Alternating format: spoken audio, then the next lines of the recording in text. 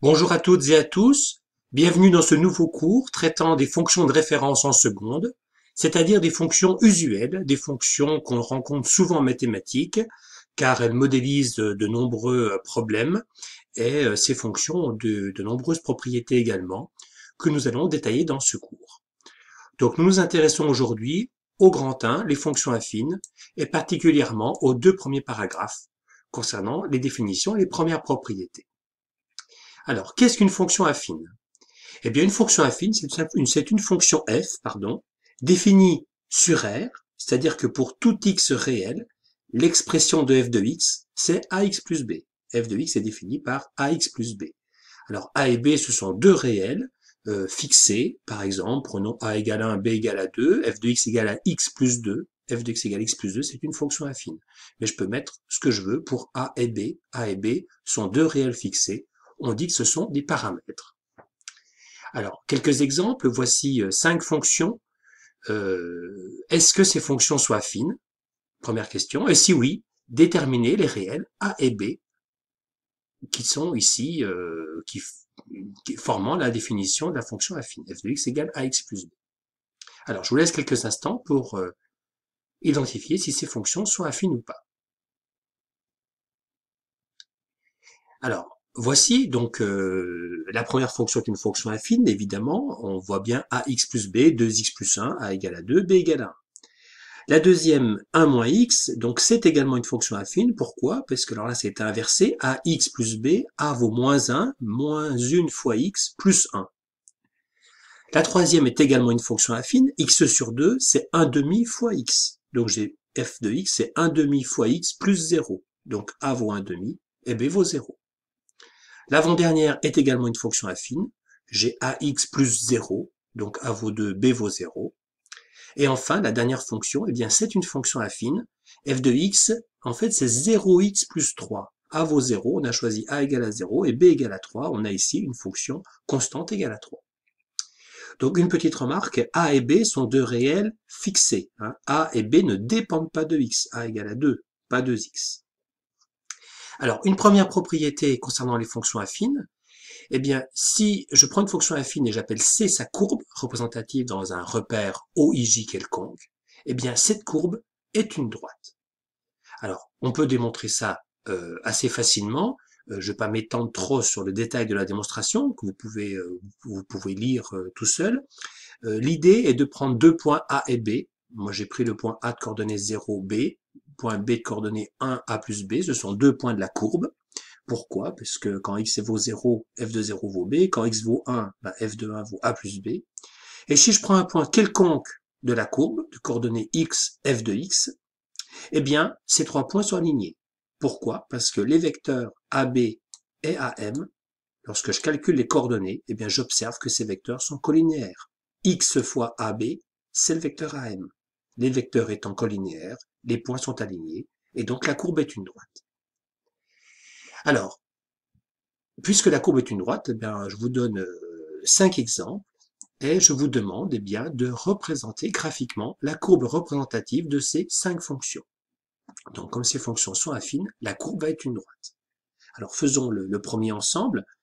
Ben, je sais que cette fonction est affine, la courbe est donc une droite, et pour tracer une droite, il me faut 2 points. Donc, comment obtenir ces 2 points? Ben, il suffit de donner une valeur à x et de calculer l'image, et j'aurai ainsi un point de la courbe. Donc prenons par exemple x égale à 0, f de 0, ben, ça fait 1, donc le point de coordonnées 0, 1 est un point de la courbe. Prenons x égale 1, 2 fois 1 plus 1, ça fait 3, donc le point de coordonnées 1, 3 est un point de la courbe. J'ai 2 points, il suffit de relier ces 2 points, et la courbe représentative de cette fonction f, c'est cette droite rouge. Voilà, je vous laisse quelques instants pour construire la courbe représentative des 4 fonctions ci-après. Alors, je vous présente une correction. Donc, f de x égale à 1 moins x, ben, vous prenez 2 points. Par exemple, le point de coordonnées 0, 1, x égale à 0. Prenez x égale à 2, ça fait f de 2 égale à moins 1. Vous obtenez cette droite-là. Pour f de x égale à x sur 2, ben, prenez par exemple x égale à 0. F de 0, ça fait 0, donc la droite passe par l'origine du repère. Prenez ensuite ici pour x un nombre pair. X sur 2 sera comme ça un nombre entier. Prenons par exemple 2. 2 sur 2, ça fait 1. Pour f de x égale à 2x, si vous prenez x égale à 0, vous obtenez f de 0 égale à 0, et donc la droite passe par l'origine du repère. Prenez ensuite un autre nombre, x égale 1 par exemple, f de 1 ça fait 2, et donc vous avez ici un autre point, ce qui vous permet de tracer cette droite. Enfin pour la dernière, eh bien f de x ne dépend pas de x. C'est-à-dire que f de 5 vaut 3, f de 4 vaut 3, f de pi vaut 3. Quel que soit x, l'image vaut 3. Donc on a affaire à une fonction constante égale à 3. Prenons deux points, l'image de moins 3 par exemple, c'est 3. L'image de moins 1, c'est 3. Et donc on a une droite horizontale représentant cette fonction affine constante égale à 3. Voilà, une petite remarque sur cet exemple, on a toujours pris des points avec x égale à 0 ou 1. Ce que je vous conseille, c'est de prendre des points assez éloignés, puisque là, j'ai tracé les droites à l'ordinateur, donc forcément, le tracé est juste, enfin, est précis. Simplement, si vous prenez des points rapprochés avec votre règle, eh bien, vous allez faire facilement un écart qui va être relativement grand aux extrémités de la droite. Donc, si vous voulez quelque chose d'assez précis, prenez des points éloignés. Par exemple, x égale à moins 3, x égale à 2 pour celle-ci. Voilà, ça vous évitera d'avoir des écarts trop importants. Alors, des propriétés, on va passer rapidement dessus, mais elles sont tout de même importantes. Posons-nous déjà la question sur la réciproque de la propriété. Si une fonction, si j'ai une courbe représentative qui est une droite, est-ce que la fonction est forcément affine? On a vu la réciproque tout à l'heure. Si c'est une fonction affine, alors c'est une droite. Mais la réciproque est vraie. C'est-à-dire que si la courbe est une droite, alors la fonction est affine. Alors, pour le démontrer, eh bien, il suffit de prendre deux points de la droite, un troisième point quelconque. Je sais que ces trois points sont alignés, donc les vecteurs AB et AM sont colinéaires. Et donc, les coordonnées de ces vecteurs sont proportionnelles. Et donc, je peux obtenir cette égalité, x, y' égale x', y. Et ensuite, il s'agit d'isoler f de x pour voir si f de x s'écrit de la forme ax plus b. Donc vous transformez cette égalité, vous obtenez f de x égale ceci, et c'est bien de la forme ax plus b. Le coefficient de x, par exemple, c'est f de b moins f de a sur b moins a. Cette quantité est constante, ne dépend pas de x, c'est donc un nombre a. Pareil pour b, b c'est f de a moins a fois f de b moins f de a sur b moins a, qui est constant. La fonction est bien affine. Autre propriété des fonctions affines, les fonctions affines, en fait, traduisent une proportionnalité. Alors, entre quoi et quoi? Eh bien, entre, en fait, les variations de f de x et les variations de x. Alors, vous vous rappelez peut-être des fonctions linéaires, c'est lorsque b égale à 0, f de x égale à ax, eh bien, f de x égale à x exprime une proportionnalité entre f de x et x. Alors, la démonstration, on va passer également rapidement dessus. Si b est nul, f de x égale à x, on a bien une proportionnalité entre les grandeurs f de x et x. Et si b n'est pas nul, eh bien, si j'exprime la différence, une variation de f de x entre x et x0, quand je calcule f de x, je calcule f de x0. Lorsque je fais ce calcul, je m'aperçois que c'est a fois x moins x0. Et donc, j'ai bien proportionnalité entre les variations de f de x et les variations de x. La réciproque est vraie. Si j'ai une proportionnalité entre les variations de f de x et les variations de x, eh bien, lorsque j'écris f de x, eh bien, f de x s'écrit bien de la forme ax plus b. Ici, kx plus une constante. Et donc, f est bien affine. Alors, interprétons les coefficients a et b. Alors, théorème et définition, propriété définition. En fait, b, c'est f de 0. Ça, on peut le démontrer. On dit que b, c'est l'ordonnée à l'origine. Et on démontre également que A, c'est le quotient YB moins YA sur XB moins XA. On dit que A est le coefficient directeur de la droite D. D, c'est la courbe représentative de ma fonction affine. Je sais que c'est une droite, donc je l'ai appelée D. La démonstration est rapide. F de 0, je remplace X par 0. F de 0, ça fait B. Et donc, la droite passe bien par le point coordonné 0B. Et si j'évalue le quotient YB moins YA sur XB moins XA, je sais que B est un point de la droite.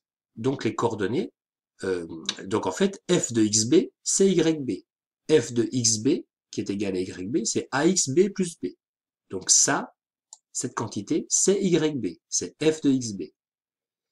de manière similaire, j'ai f de xa, et lorsque je fais la différence de f de xb moins f de xa, eh bien les b se simplifient, je mets a en facteur, les xb moins xa du numérateur et du dénominateur se simplifient, et j'obtiens bien ce quotient égal à a. Alors, chose importante, c'est l'interprétation graphique. Donc graphiquement, b, c'est l'intersection de la droite et de l'axe des ordonnées.